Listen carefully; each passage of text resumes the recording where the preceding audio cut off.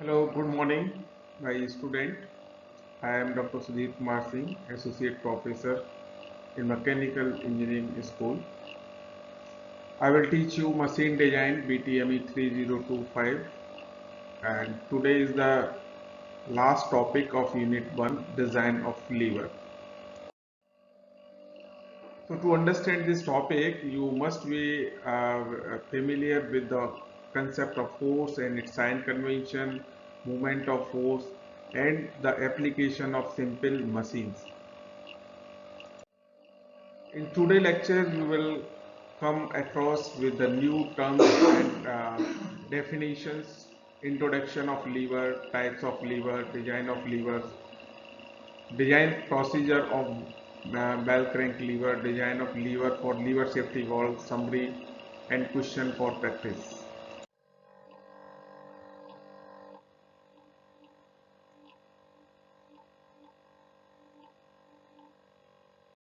So in this video, you will see the application of bell crank lever.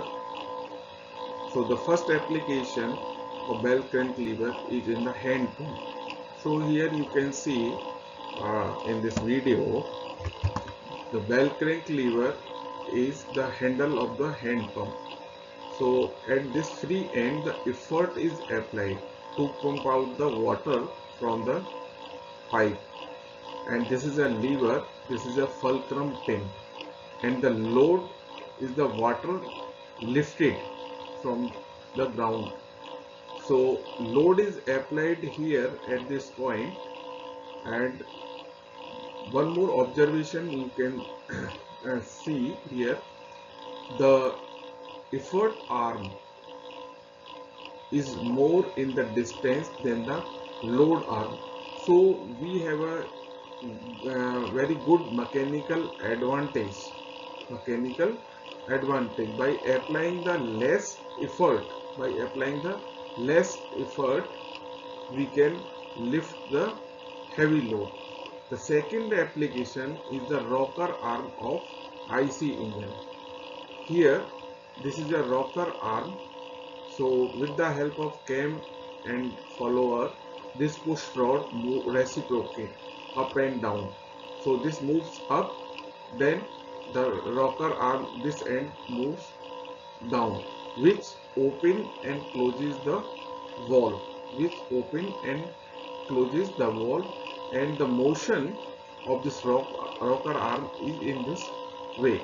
So this is the operation of the valve train assembly. In this figure also you can see the how the valve is lifted using this rocker arm.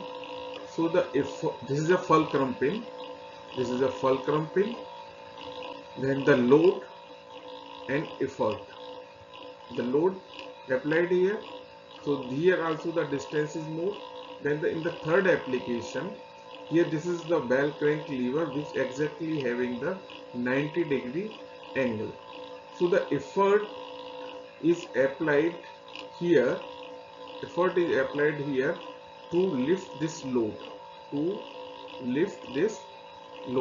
So this is a Hartnell governor which used in engines to speed up the engine and to reduce the speed. So this in the governor we exactly use the 90-degree bell crank lever. So bell crank lever may have the angle between from 0 to 360 degree, but most commonly used angle is 90 degree. Bell crank lever which is in 90 degree having more in use than other 180 degree and other uh, category. So this is a third application of the bell crank lever. So you have seen the video in the previous slide.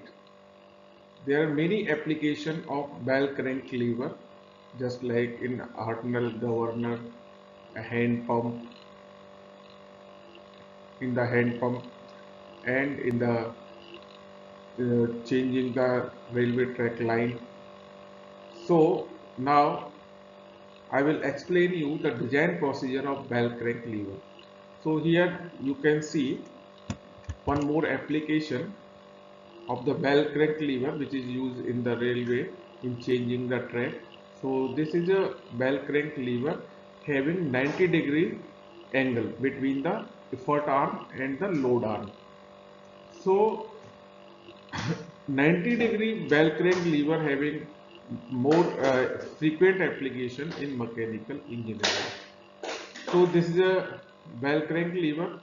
The effort is applied P here at point A and the distance x2 from the fulcrum. So this is a fulcrum point and point B is a load point where the load is applied here. So the distance between the fulcrum point and the load point is x1.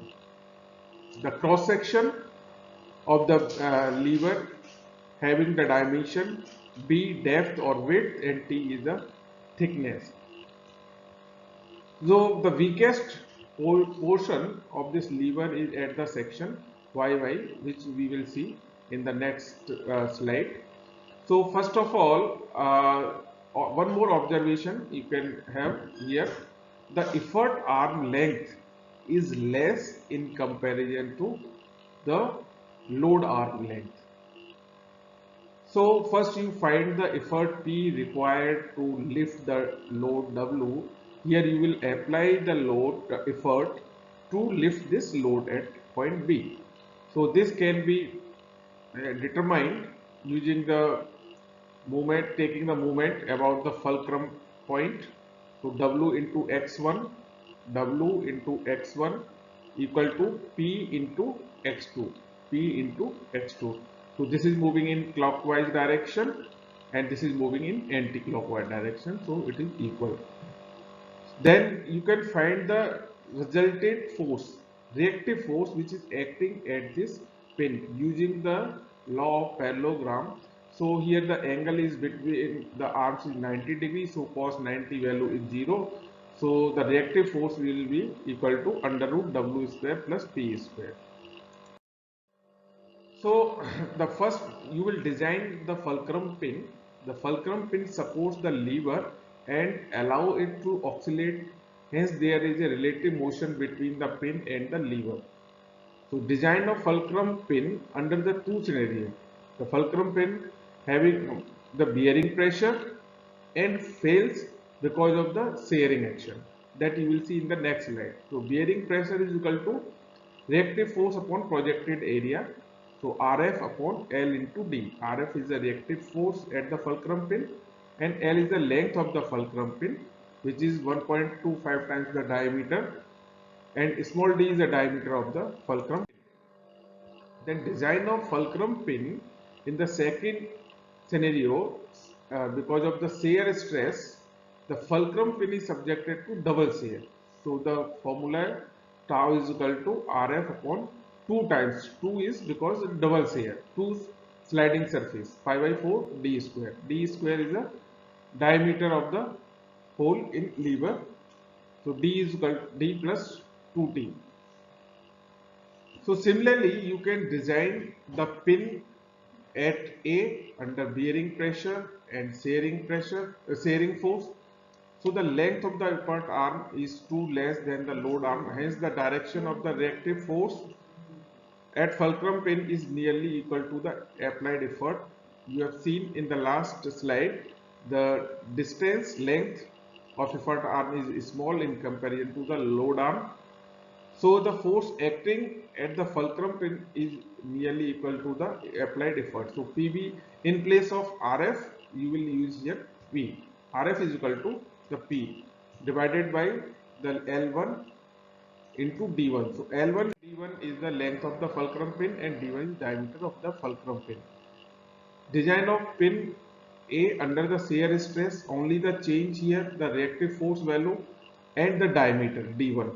The rest is the same thing as you have seen in the case of fulcrum pin. So diameter of hole in the lever should be D1 plus 2T. T is the thickness of the brass.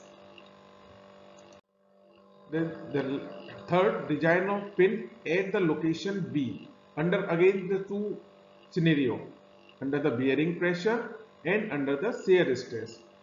So here the reactive force, you will take the reactive force value which you have calculated under root W square plus P square. L2 D2 is the length of the fulcrum pin, length of the fulcrum pin. So we are using here X2. D2 is diameter of the fulcrum pin. So shear stress, design of pin under shear stress. Again the same pin is subjected to double shear. So only the change is in the diameter D2. Here we are using diameter D2 in the case of pin B. In case of pin A, we are having symbol D1.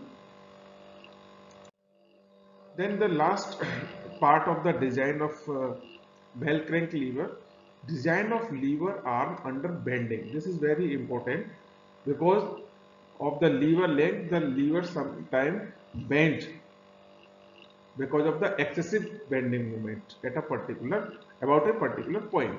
So it is assumed that the lever extends up to the center of the fulcrum from the point of application of the load. This assumption is commonly made and result in slightly stronger section.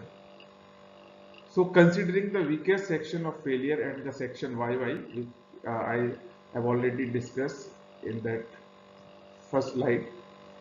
So let T is the thickness of the lever at YY and B is the width of depth of the lever at YY. So now we will calculate the bending moment about the section YY. So that bending moment value will be equal to W into W LW minus dV by 2. So the section modulus Z will be equal to 1 by 6 into TB square. And you have studied the bending stress equation, bending stress that is equal to maximum bending moment upon section of modulus. So based on this you can check the lever for the bending failure. So this is a design procedure for the bell crank lever. In the next application I will take you design for the lever safety valve. So you have seen the design procedure for the bell crank lever. Now you will understand one more example, lever safety valve. Design procedure for lever safety valve. First understand what is lever safety valve. The lever safety valve is used to release the excessive steam developed in the vessel. So the valve seated over the seat for a particular designed pressure. If the pressure increases inside the container or vessel, then valve lifted. It is very similar to the pressure cooker. So here you can see this is a lever where the load is acting through the steam on the lever. At the free end, the dead weight is applied. The weight is acting in downward direction, and this is a fulcrum pin. So this is a lever where near to the fulcrum pin load is applied here. So you can see the front view of this lever below this, where reactive force is applied at the fulcrum pin and load is acting in upward direction because of the steam release. So this is a distance L1 between the reactive force and the load. The cross section of the lever is similar to the bell crank lever, having dimension B and T. B is the width and T thickness. Then the effort applied in downward direction at a distance of L2 from the fulcrum pin. So this is a description about the lever safety valve. The design procedure is very much similar to the bell crank lever, only that there will be change in the reactive force at the fulcrum pin. So reactive force at the fulcrum pin can be determined using the equilibrium equations. So first force equilibrium equation, summation Fy is equal to 0 So reactive force at fulcrum pin will be load minus effort. So load at wall seat is due to the steam pressure acting on the wall seat. It is determined as W is equal to pi by 4 d square into pressure. So you can calculate the load lifted by the lever. Similarly, effort can be determined by taking the moment of forces about the fulcrum point F. Summation F is equal to 0. So effort is applied in clockwise direction, create the moment in clockwise direction, and load create the moment in anti-clockwise direction. So P into L2 is equal to W into L1. So from equation 2, effort P can be determined by putting the value of P and W in equation 1. Reactive force can be determined. So design of fulcrum pin is similarly you can design as you learn in the previous bell crank lever. Bearing pressure is equal to reactive force upon the projected area. Projected area length of the fulcrum pin into diameter of the fulcrum pin. So design of fulcrum pin under the shear stress condition. Fulcrum pin is subjected to double shear. You have seen. So this is a formula. Same formula I will say. Only the change in the reactive force at the fulcrum pin. Then design of pin at point A under the bearing pressure. Again, since reactive force does not differ than the load at A due to the minimum length between A and F, so PV is equal to RF upon LA, length of the fulcrum pin at point A and diameter at the pin A. Then you can design the fulcrum pin under shear stress. Again the same formula, only the change will be in the reactive force value here.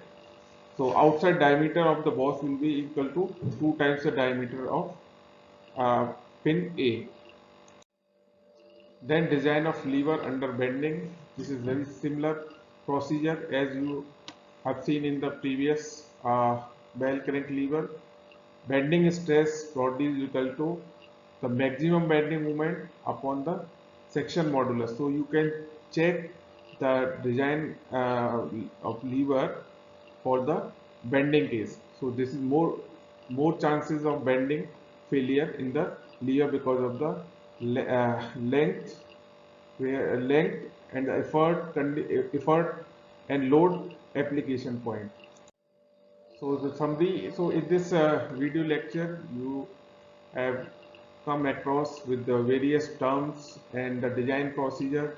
So first definition of lever you have seen, then 6 types of lever, then the application of lever in hand pump, bell crank lever, wall train assembly for lifting the wall in IC engine, then the design procedure for bell crank lever, lever safety valve. Then these are the questions for the practice.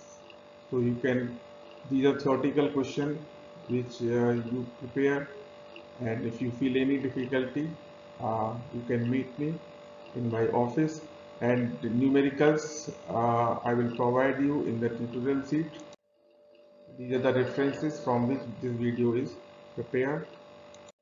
Thank you very much. Happy learning.